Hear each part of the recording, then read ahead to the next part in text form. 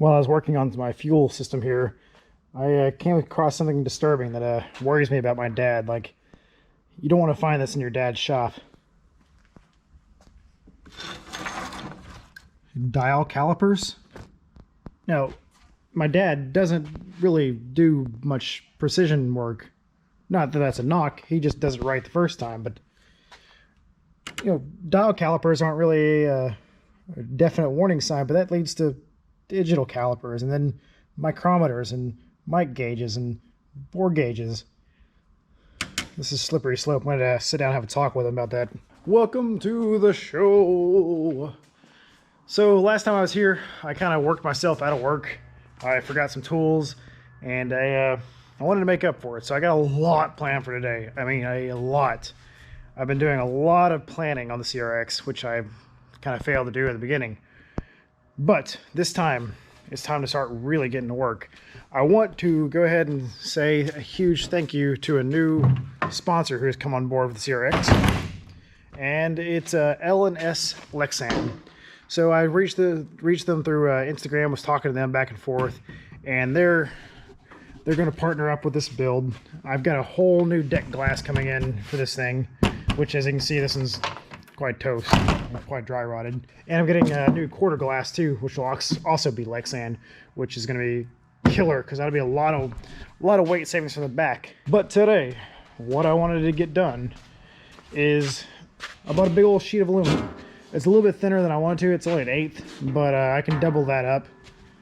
And instead of having Justin cut those out and wasting shipping and his time and stuff, I'm going to go ahead and try to do it myself. Try to cut all this stuff out and make my own wing risers so I can mount the spoiler. And in the last episode, I told you I had the coilovers from a CRV, and I was going to have to go to the junkyard and get the forks from an Accord like I did before, but your boy already had it. And of course I had it, because in my junk pile I have Accord forks from my junkyard lift on the wagon. So I already had the pieces there in my junk pile, I just had to go find them. So I can actually put those on today if I really truly want to, which I probably will. I'll probably get to that. But like last time, I forgot to bring my key socket to get this wheel off, so I'm probably going to run to AutoZone or O'Reilly to see if I can't find one. I'm sure I could probably find one somewhere in town, so I'll do that here in a little bit. But besides that, yeah, oh, more stuff. So also last time I was going to do the fuel routing, and then I remembered I needed a fuel pressure regulator, I need the filter, I need all that crap.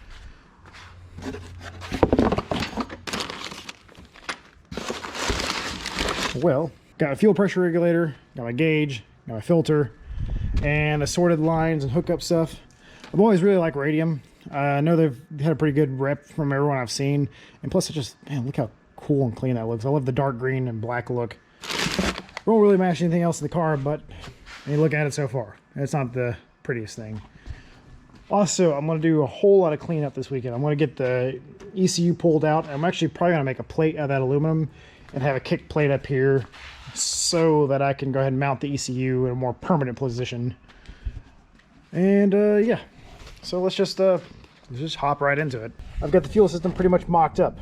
Regulator, gauge, filter, A and AN, line, does a little loop-de-loop, into the filter, into the pump, or sorry, into the pump. And as you can see, I've got it loose, I got to tighten all this stuff up.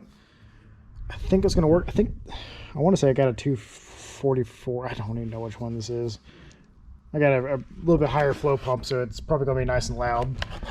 We shall see. But this is my temporary mock-up, and then I'll run that to my fuel line here, and we'll see if we can maybe get this thing to pop over and start. Who knows? Stranger things have happened. So I am using the factory fuel rail, like I explained before. So it'll be a one line in, and I've actually decided to go a little bit cleaner and kind of cool. Is I'm gonna do bulkhead fitting. Put a bulkhead right here. I ordered the fittings, but they're not quite in yet. But basically what I'll do is I'll have a bulkhead fitting right there and just go straight into the fuel rail. That way it's cleaner under here. There's not a bunch of fuel stuff. I can go ahead and delete all this and the return line over here. Clean this firewall up.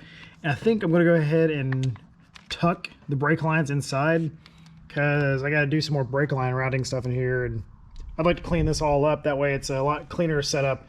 And if something breaks, it's easier to just replace right off there, the short line, instead of doing the whole thing and the routing. And I think for a rally setup, I think that's going to be a smart idea. And generally, it'll look better too. Hi, you may remember me from yesterday's video when I started this whole thing. Well, I ran into a little bit of a roadblock. So the problem with drawing out a project over a couple months is you kind of forget where you were.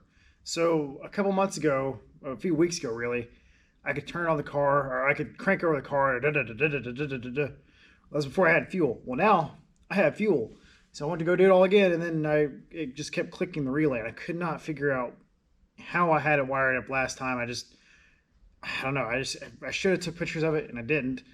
But now I remember how this goes, and I have pictures of it now. So I got it wired up correctly, back the way I had it. Fuel is getting great fuel pressure. I think it's a 30-something PSI constantly, and when it kicks on, it's at 40 PSI. So let's see, one second.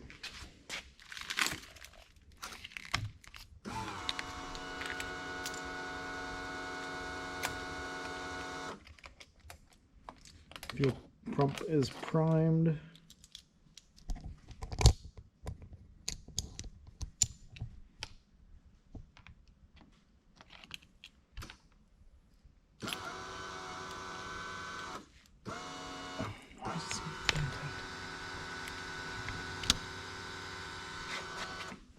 Alright, fuel pump is primed.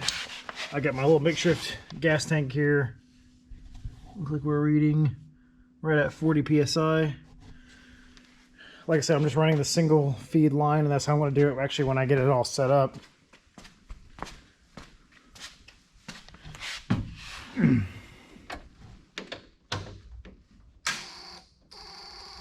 Oh, come on.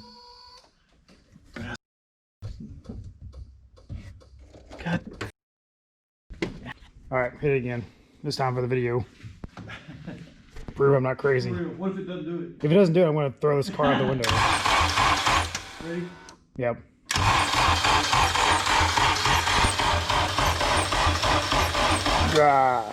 Alright, after that, I'm not dealing with this right now. It cranks over, it's got fuel pressure. So those are a few things I wanted to make sure. I'm going to worry about getting it actually started probably the next video, because I've got a lot of other stuff that I really need to take care of. I didn't mean for this to take a whole day of my time to try to get this thing just back to where I was, back to square one. So, if you hear the pew-pews, don't worry about that. That's just digitally imposed pew-pew shots. So I want to clean this up. You can see I've started getting some of the crap out of here.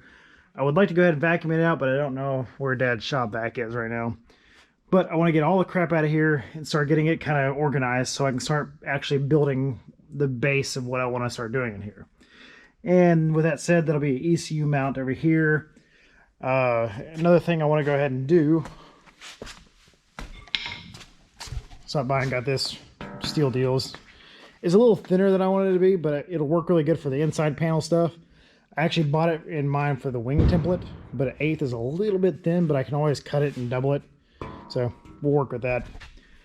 Oh, but for now, like I mentioned earlier in the video, I'm going to go ahead and pull all this stuff out, get this stuff cleared out. That way, so when the Lexan does come in, it's good. And I may actually go ahead and remove these windows too. I don't know. I'm not sure how involved that is.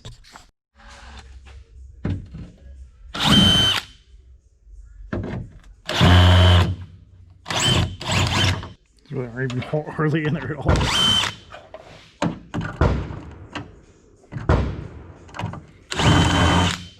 So I'm going to go ahead and prep the surface too. I may see if I can't get some of this stuff off.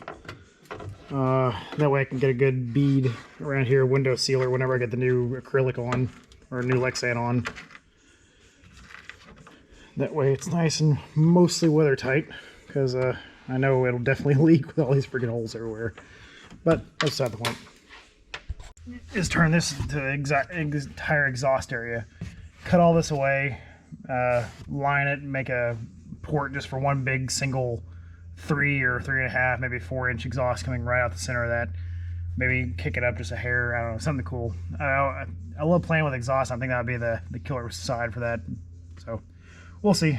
Who who knows what's going to go along with this thing. And get this out. I went ahead and ordered piano wire so I can go ahead and get these out. I know the piano wire trick, I've just never had a chance to use it. So I'm going to go ahead and order that. So they say it's about 10 minutes aside whenever you do the piano wire method. So that'll take care of that. And I'll probably get the Lexan in next week, I imagine. So they're supplying me with the ECU panel, hick panel for mounting it. And I'll have YNS and it'll be all Lexan. So I think I'll incorporate that into my kick panel I'm going to build over there. I'll kind of see what it looks like when I get it in, see how I can use it, but I'm super excited about that. All kinds of good stuff coming in here, and man, this thing is still dirty. So next, what I want to do is, since I've got the coilovers and the matching forks, I'm going to go ahead and pop one on here on the side and see if I can't get a height difference and see what it kind of looks like. See if I can't get a little bit of lift out of this side with these CRV coilovers. Well, I have my spanner wrenches with me, so I went ahead and cranked this thing up. You can see that's a pretty generous height difference. It was pretty even when I first measured them, but you can see that's a good almost 2 inches. Oh no, about 1.5 inches, give or take. So we'll see. I'm gonna see if I can get the thing mounted up and see what the difference is. Well, that's what we call it. Come up, boys. Whew. That is some wheel gap now. So I had to struggle to get it in, but thankfully your boy here is a trained Civic lifter. So from the top of the tire, let's see if we can get it kind of dead on in there. Look at that, 7.5 inches from this body to the top of the tire on this side. Now this is the other side. This still has the coilovers that came on it. So from the top of the tire, about 5.5. So that gives us almost exactly 2 inches of lift on that other side. Yes, I like. Now the good thing is I don't have to go up that high. That's about as max high as I went with this side, and actually I could thread that up a little bit to bring it up to about 1 inch. So I'm really curious to see how this setup's going to work. I think it's going to work really, really well. I'll probably go ahead and try to do the back. Well, no, I can't do the back. So in order to do the back, I got to get different lower control arms. But I think me and Sohn are going to work something out with his kit for the rear end for the all-wheel drive system. So I will go ahead and slap the other one on the front though, just because, well, I'm here and I've got the stuff and I kind of feel like it. But yeah, that is going to be monstrous. It's kind of hard to tell the way it sits, but that's a come up for sure.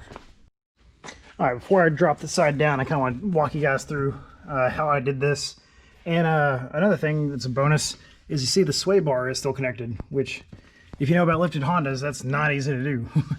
But even with this coilover, I've got the through bolt through, everything there. I've got this thing cranked up pretty high. I'll measure the distance here just to make sure that it's the same on the other side, but I think it's pretty close. Just eyeballing it, just want to do like test fit and stuff. So this fork is off a 90 to 93 Acura Honda Accord. So those are different. I got those from a junkyard to have in my pile, like I said. And what I had to do is literally just stand on this and get enough to line up there and drive it through with a hammer. Now, if you see, there's quite an appreciable gap here on the front and not the back. And I think that's just from the radius arms, the way they're adjusted, because these are not the greatest radius arms. I don't like this style. So as you can see, I don't have anything to grab a hold of. The bolt is through, but just so I can't, of course, get a nut on there. But if I adjust the radius arms and all that, I could do that, which I'm not going to do right now, and I hate leaving things undone. But for the sake of being this lift part, I want to leave it like so. It already has some kind of upper control arm adjustments too, which is a big beefy boy, which is really nice. So if you didn't know the history of this car, it was a drag car. So they've already knocked down the pinch welds to run a 26-inch drag slick in here. So it was a drag K-series car at one point. And what's cool too is these are the ARP extended studs that are on here. Another great thing. So if I can get my hubs to fit into this spindle, then that'll be really nice. I know the brakes and stuff are going to be replaced, but I've been talking to WaveSpec, and I think I'm going to go ahead and get a set of rotors all the way around from WaveSpec, my sponsor on the Fiesta, for these. So thank you guys. Thank you. But for now, I'm going to slap the wheel back on here and we'll show you what we're looking at. All right, jack pulled out, back on the dolly, and we are looking from the top of the tire right at 7.5 inches. So that tells me that is pretty dead nuts on. So the front of the CRX is officially lifted. Like I said, I will get to the back, but I got to do a little bit of sorting and a little bit of talking with Sohn to get that all taken care of, and then the back will be brought up. But yeah, it's going to give it a killer stance. Delicious. Ooh. Well, I really didn't get a chance to wrap the video quite officially, but I am back home. I am back in the homestead, so thank you guys for watching. Plenty more CRX stuff, because that is, again, top priority of getting everything done. And we will see you guys very soon. I imagine I'm fixing to be attacked by a dog. Well, cat will do. Say hi to her.